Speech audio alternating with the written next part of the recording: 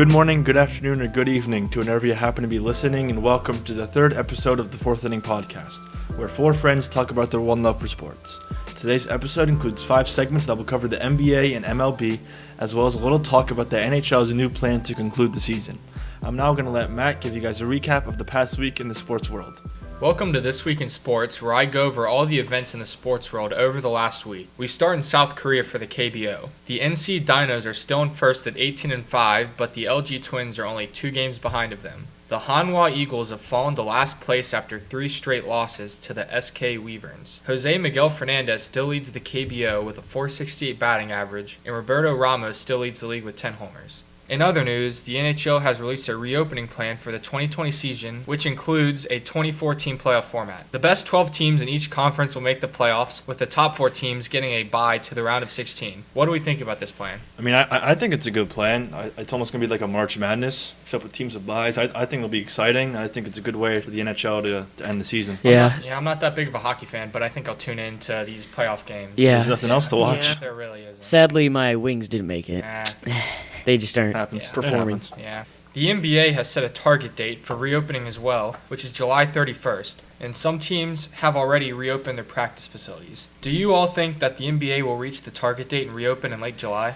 I don't think so. No, I don't think they will. I think they're just giving their fans something to hope for. Yeah. I don't think they will either, and either way, I think it's kind of useless for them to try to finish the season when I think they should just focus on early October for their preseason games for next season. I agree. I think they should just throw the season. Getting these guys back into shape for the playoffs, I think that's too much to ask. I don't think it's going to happen. Yeah, and some teams are losing out on their chances of making the playoffs. Yeah. I think just focusing on next year would be better for fans and players and everybody. Agreed. Yeah. Finally, we move on to the Bristol Motor Speedway for the Supermarket Heroes 500 on Sunday. Brad Keselowski wins again, with Clint Boyer coming in second and Jimmy Johnson coming in third. Once again, Chase Elliott catches a bad break, crashing into Logano late in the race to shoot down the chance of victory. It seems like Chase Elliott is catching bad breaks almost every week. What are your thoughts on this one, Tristan? Yeah, he's just throwing it away at the end of the game, or the race. It's hard to watch. Yeah, he got right into the wall by Logano. Those two dropped back, and then Keselowski had no competition for there. He just took off. Keselowski wins his second in a row, right? Yep, 2 in a row. We've heard a lot of him on this show, haven't we? You've heard a lot of Chase Elliott. We've heard a lot of Brad Keselowski. Elliott has just been. He's been close. He could have won 3 in a Sometimes row. the wheels fall off, if you know what I mean. Sometimes the wheels fall off. That's very good. I like that joke. And now I pass it on to Blake for Start Bench Cut. Okay, welcome to Start Bench Cut. This is the segment where I give you 3 players, and you decide who you're going to start, who you're going to bench, and who you're going to cut. Today we have NBA, and we're going to break it down by position, starting with point guard. We got Trae Young, De'Aaron Fox, and Donovan Mitchell. And I'm going to go in that order, and I'm going to start Trae Young, bench De'Aaron Fox, and cut Donovan Mitchell. Yeah, I'm going to agree with you on that one. Mitchell has fallen off a lot from his rookie season, and I think Trae Young was really good. He was an all-star this year, so it's pretty obvious to me it goes Young, Fox, then Mitchell. Yeah, I agree. I like that list. All right, Now we're going to do another point guard. We have D'Angelo Russell, Russell Westbrook, and Kemba Walker. I'm going to start D'Angelo Russell. I'm going to sit Kemba Walker, and I'm actually going to cut Russell Westbrook. Really? I don't like that one at all. No, I'm not. I don't agree with that. I'm going to start Westbrook. I'm going to bench Walker. I'm going to cut D'Angelo Russell. That's what I got. I benched Russell and cut Walker. D'Lo and Kemba have had very good years this year. I don't know, but... All right, moving on. We have another point guard. It's with Steph Curry, Damian Lillard, and Kyrie Irving. I'm going to start Curry. I'm going to sit Lillard, and I'm going to cut Irving just because Irving always has problems with injury. I agree. Yep. Yeah. With it. Look at Curry, man. All right, now we're going to move on to shooting guard. We got Devin Booker, C.J. McCollum, and Jaylen Brown. Now I'm going to start C.J. McCollum. I'm going to sit Jaylen Brown, and I'm going to cut Devin Booker. I'm starting Devin Booker, benching Jaylen Brown, and cutting C.J. McCollum. But Booker should have been an all-star this year, and Jaylen Brown also should have been an all-star. I think it was close for the both of them. Yeah, I'd cut McCollum here. Yeah, I'm starting Devin Booker as well. I have what Josh has again. I think Devin Booker is the best out of all these 3. Yeah, I'd definitely start Booker. All right, we got LeBron James, Kevin Durant, and Kawhi Leonard. I'm going to start LeBron James, obviously. I'm going to sit Kevin Durant, and I'm going to cut Kawhi Leonard, even though I think it's pretty close. I agree. Yeah, I agree. That's what I had. Small forward is deceiving because they're all very tall.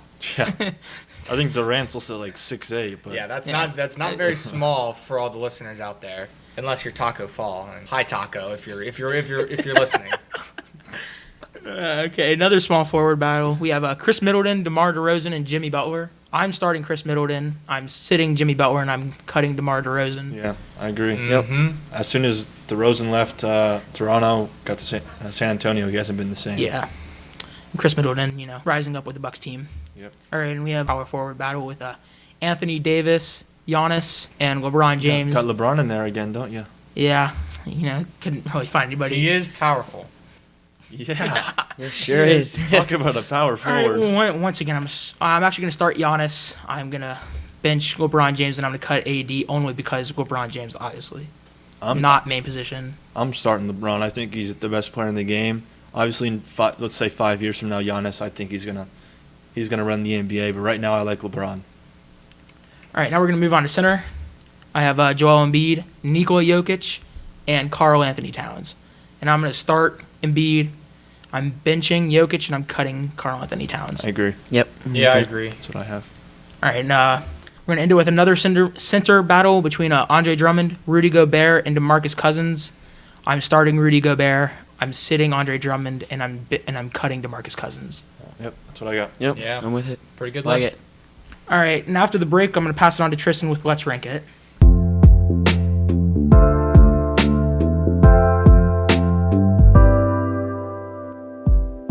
Welcome to my favorite segment, Let's Rank It, and today we are discussing teams with the best uniforms in the MLB. Although there are a lot of teams with great uniforms, we will be ranking the top 10.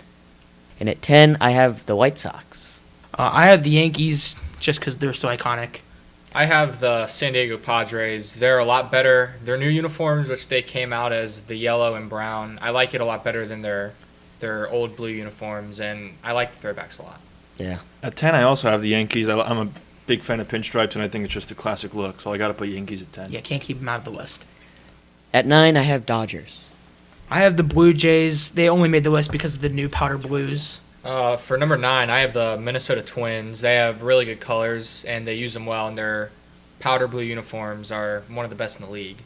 At 9, I have Tampa Bay. I mean, their home and away uniforms are pretty simple, but I'm a big fan of their alternates, especially the baby blue. They have to wear at home. Number 8, I have Phillies. One of my favorite jerseys with their powder blue.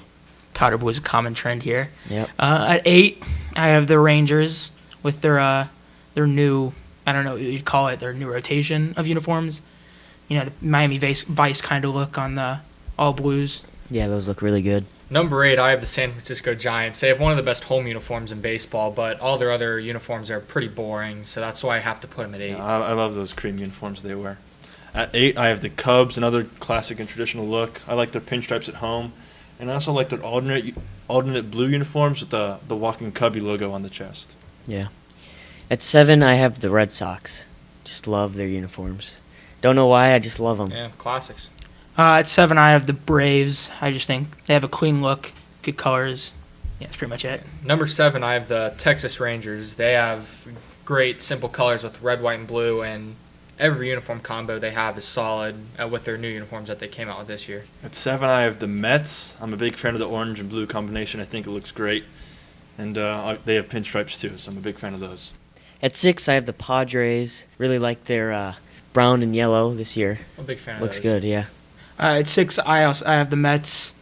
I just think they had probably the best color combo in the league with the blue and orange, and the pinstripes always look good. Number 6, I have the St. Louis Cardinals. They have really good colors, and all of their uniforms, especially their home and alternates, are really good, especially their powder blues. Yeah. At 6, I have Kansas City. They have 6 different uniform combinations that are all kind of unique. I like their home alternates that are white, but with the gold outlining around the letters. That's a great look, and I'm a huge fan of those.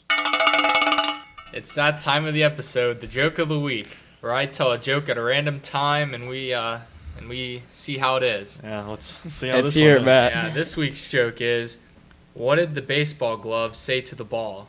I don't Couldn't know. tell ya. Catch you later. Wow. Good stuff right That there. was a good one, Oh, Matt. man. Oh, that's really good.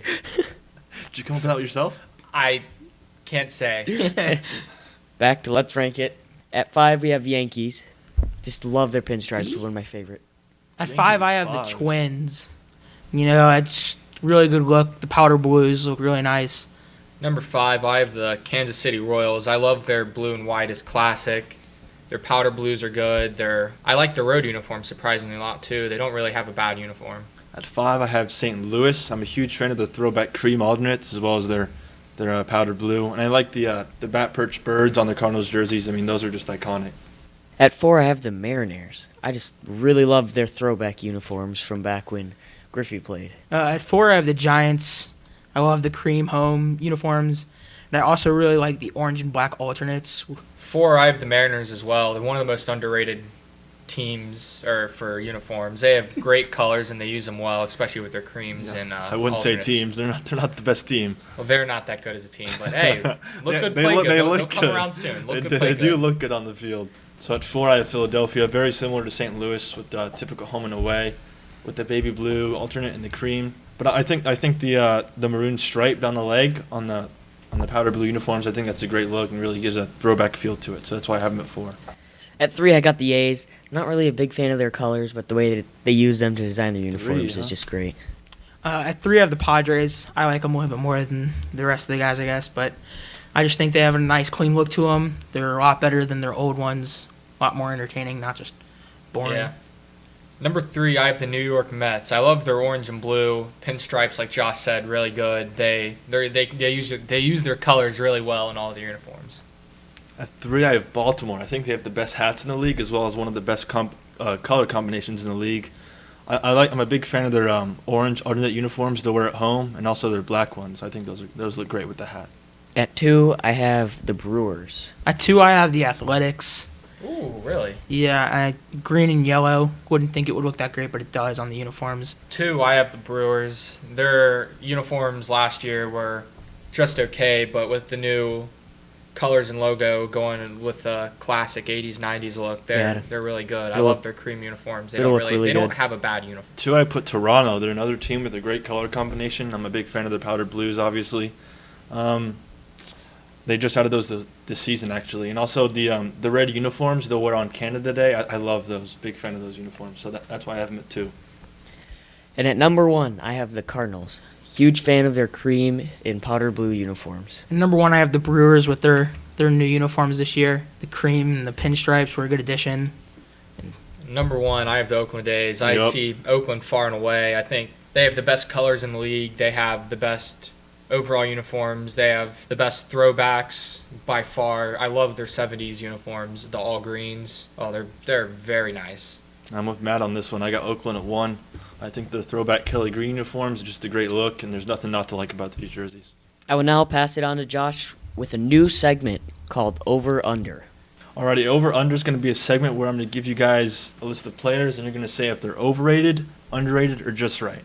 So today we're going to do MLB players. We're going to start with Eric Hosmer from the Royals. Last year he hit .265 and had 163 strikeouts. In 2018 he signed an 8-year, $144 million contract. This one's obvious to me. I'm going to go over. For a guy making that kind of money, I need more production out of that. Yeah, I agree. I think he's just right. It doesn't really get much hype. Nobody really talked about him, and he's still. Because he plays for the Padres. Yeah, but you know he's not awful anymore. Not as good as he used to be, but I have him as just right. I don't think he's. I agree with Blake. Within the past 5 years, he's hit .232 or higher with 60-plus RBIs a year. That could be before he signed his 8-year, $144 million contract. Padres are not going to be happy with that one. Yeah, he's not worth all that money. Definitely not. Next one, I have a pretty obvious one in Bryce Harper. Last year he hit .260 with 178 strikeouts. On a positive note, though, he had 35 home runs and only missed 5 games. But he is making $25 million a year, and with that kind of production, that's not going to do it. Overhyped, overpaid, over everything. He's overrated for me. Yeah, overrated. The definition of it. I think he's overrated. I don't think he's as overrated as a lot of people think. Still one of the best players. Obviously, one of the best players on the Phillies. Well, if you're making $25 million a year, you better be one of the best players on your team. I feel like he's neither, to be honest. That's right. Yeah, he is very overhyped. I can agree with that.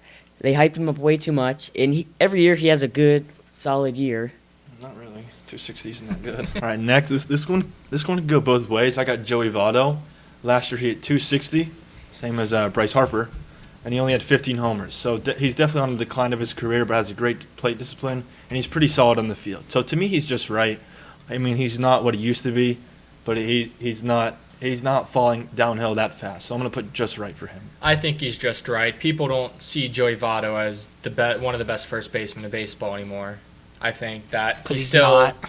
Exactly. So he's not. No one's saying he's- he is, though, yeah, so he'd nah, be I just guess right. you're He isn't. Yeah, I think that he can still produce it. Not producing at all anymore like he. I think he's neither. I mean, it took him. So just right. Yeah, just right. It took him 6,828 bats to finally pop out to first base. That's just That's a crazy. good thing. Yeah, that It's is. kind of specific. But I don't know if the Hall of Fame looks for that. It's a good stat. that's gonna go on his plaque. That's gonna go on his plaque. right under his name. Other side of New York, I got Jeff McNeil. Last year he hit .318 with 23 homers with only 75 strikeouts. I think he's one of the most underrated players in baseball, and I think he's only going to improve from here on out. Yeah, I definitely think he's underrated. Yeah, I think he's underrated. Him and Pete Yeah. Alonso, Yeah. that's Yeah. a great combo there. Young, only second year in the league, I think. I think so. He's 28 though. Yeah, he's but A lot of time in the minors, but he's Yeah. producing, so Yeah, that's I all that know, but- matters. And finally, I have Noah Syndergaard from the Mets. Last year he had a 4.28 ERA with a 10-8 record. Also had 202 strikeouts in 32 games pitched.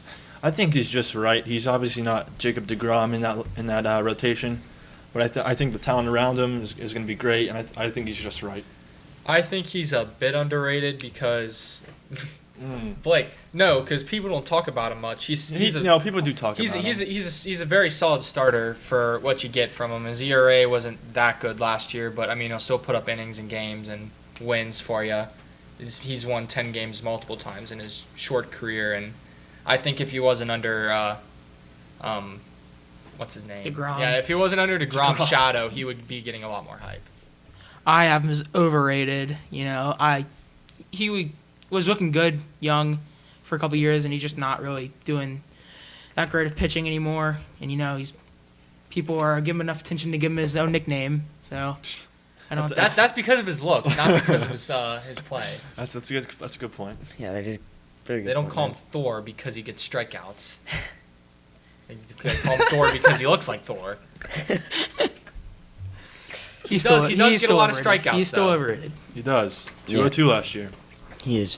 I agree with Blake, Matt. Very overrated. I wouldn't say. I wouldn't say very. very I wouldn't say overrated. very. He's not as talked about as he was a couple years ago, but He did look good as a rookie, I think. yeah, him and DeGrom would have been DeGrom looked really good. would have been a nice duo. All right, that does it for Over Under. After the break, there's 2 segments left. We got This Day in Sports and Douglas's Hot Take.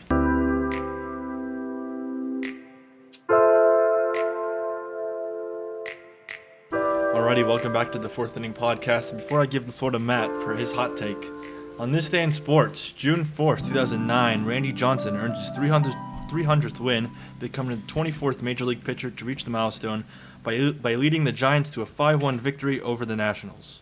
Thanks, Josh. And, Yeah, no problem, man. No problem. and welcome to Douglas's Hot Takes, where every episode I deliver an unpopular sports opinion and we discuss it.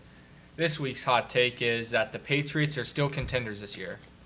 I'm gonna have to agree with this one, just because Patriots are the Patriots. Yeah. They're never out of the conversation. I'm gonna disagree. I think their schedule's tough, their division's tough, and obviously, without Tom Brady, I don't think they can contend. I also disagree. I think they don't need Tom Brady. I think their defense last year was probably That's a bold statement. their Yeah, it defense. is. Their defense was probably the best in the NFL last year. That's not true. Well, they That's were not first true. in points They're- allowed and first in yards allowed. I still wouldn't say they're the best in the league. Well, They're if close. They're up They have there, a very, but they're not very the best. strong defense. They have a very strong year, and even though they lost a few players, they're still projected to be the third best defense in the NFL this year. Projections, I really don't care about projections in the NFL. They'll be able to stop whoever they're playing on defense, but They when have, they a they'll- tough, they- they have a tough schedule this They'll year. be able Yeah. to keep If- themselves in the game. Yeah, I But don't could they know. contend? yeah. I Yeah. think No, so. I don't think they'll I make mean, it. they have one of the best pass defenses with like Yeah. Stephon Gilmore and like Patrick Chung. But then and when the they- McCourty brothers, When they get back on offense, they don't have a reliable QB. How about their pass We don't know game? how their Well, I QB's going to mean, be doing. Tom Brady was the nobody coming in when he took Yeah. over the spot. He was. Yeah, he but was they also- have a- he they wasn't have- great his first year. Like, yeah, but who so says? it's going to be like 2 or 3 more years But who until says they're Bill, back Bill in there. Belichick can't do it again with Jared He, Stidham? I he think- might, He but could, I feel but like not this it'll year. not this year, a couple years, like 4. And even if they don't, they have picked up Brian Hoyer in the offseason. Oh, Yeah. Brian, And watch out for Brian Hoyer. He's been known Well, to either be average or below average or Yeah. below average. Well, and yeah. I think I average think- is all they need. Bill Belichick is the best coach in the NFL and one of the Yeah. best in NFL history. And I would think agree. Yeah, I I think agree. he has something to prove this season by losing Tom Brady and now being really Definitely. underrated. And In 2008, actually, when they lost Tom Brady in Week 1 to an injury, the Patriots went 11-5, and so they've done it before. I think they can do it again. But you look at the roster last year; they had so many weak spots. So I think that they didn't just lose Tom Brady. They lost a lot of production, especially on defense, I think. They still have some weapons on offense too, like Sony Michel, Rex Burkhead, Julian Edelman, and James Mohamed White. Sanu. Yeah. And then Kill Harry, young player, Yes. promising player. I just think they got a tough schedule. They got to travel to the Yeah. Seahawks. They got to go to Kansas City. The Broncos got to come to them with their high-powered offense. They got to play the Niners. They got to go to the Bills. They play the Ravens. I mean, and they go to the Rams. I think that's a tough schedule. I just think they have a lot to prove this year.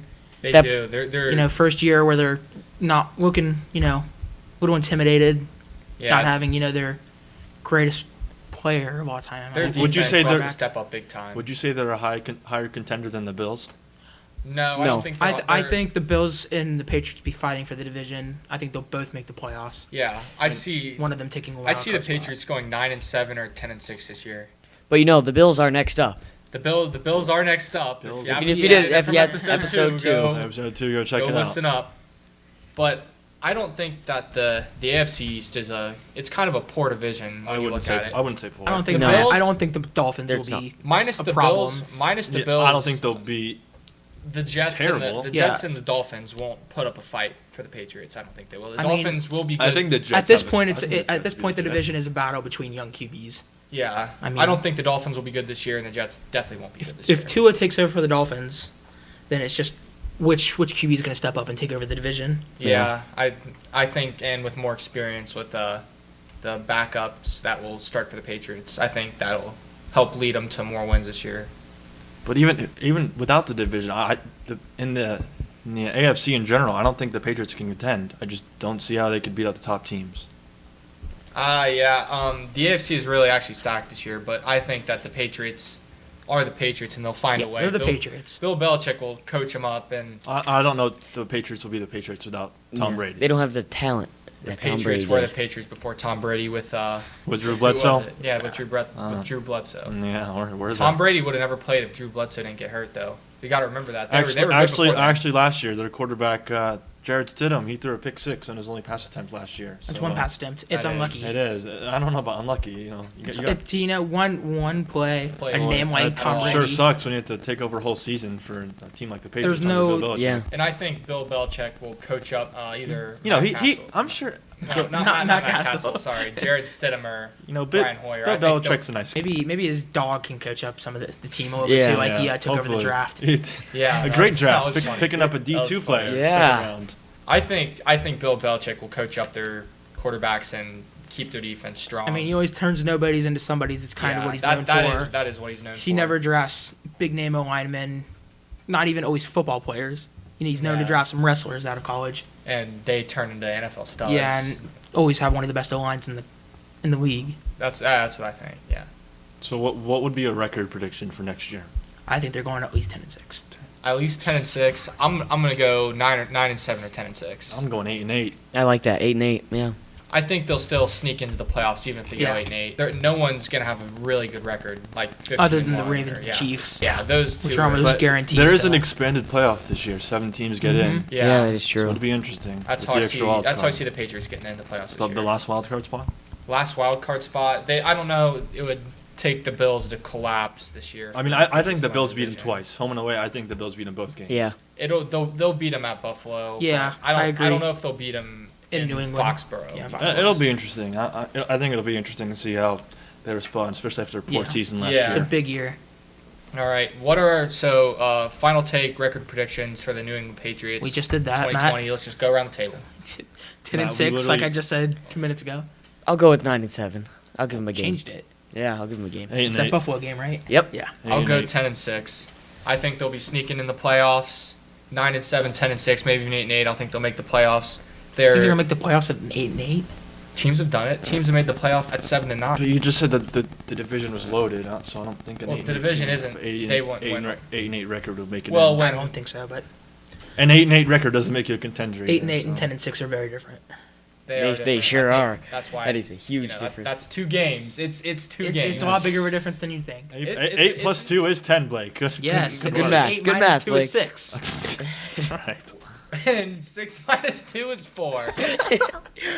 I like 12 it. and 4 final predictions. That's not gonna happen. No, it's not. No, the Patriots aren't gonna be They're amazing this year. contenders. Matt, who do you got in the Super Bowl? Super Bowl? I don't know. That's literally irrelevant. No, but- it's not. Who do you got? I don't know. Patriots. No, just You got big contenders over here. they're not. They're not favorites. They're contenders. I don't know. I don't think. I don't like What Baltimore. would you consider a contender? Like the top 4 team in the conference? I mean, if you're in the playoffs, you're a contender. in Yeah, my that's what I opinion. think. Top 2 in each division are contenders. No. Top three. I wouldn't say. Depends. I It wouldn't say depends. 16 teams. Half the No. league would be a contender. Well, it depends on the You're division. either good or bad. For the AFC East, I think the top 2 teams will both be contenders. What about the AFC South, AFC West? Are those contenders too? I don't know. That's irrelevant. No, not really. Not really. You're saying top 2 teams from each conference. Well, I mean, That's Which just not division, true. sorry. Let's just stop. That's just not true. okay. That doesn't change the fact that the Patriots are still gonna go 10 and 6. They're going 8-8. 8 and 8. Yep. 97. Oh, 10 and 6. Yeah. 10 and 6. Yeah. I'm Said it 3 very. times now. I'm looking forward to the Patriots this year. I'm Not a big Patriots fan, but I'll kind of be rooting for them in some games. No, this you year. won't. I'm no, not gonna be rooting for you. You won't, Matt. Come on, I you're know rooting you for the won't. I Patriots. think I will. I just Really? think they have a lot to prove. It's a big year. I respect Bill Belichick and the way that he coaches up his teams to always win with a winning culture. I respect it a lot. He's a fun guy. He's a fun guy. I don't know I'm if sure he's a fun He lights guy. up that locker room. He I don't lights know up if- that locker room yeah. with his joyous smile. he walks in every day. Hey guys, how are you doing? Oh well, that wraps up the 3rd episode of the 4th Inning Podcast. Thanks for listening, and we hope you tune in next week. And remember to get 4% better every day. See ya.